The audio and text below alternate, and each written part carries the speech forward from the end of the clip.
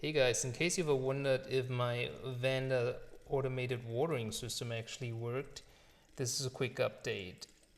Look at the roots. It put out a lot of new roots, nice roots down there, and they're all green, and a lot of new root tips.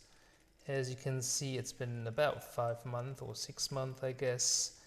So I'm quite happy with the result, and I'm quite happy with the time I'm not spending on watering my orchid.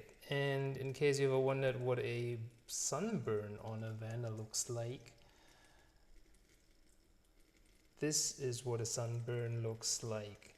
Maybe there's a bacterial infection on top of it now. I don't know, but I put it out in the sun on the balcony, and it was too much for it. Obviously, I forgot it. The leaf was all warm.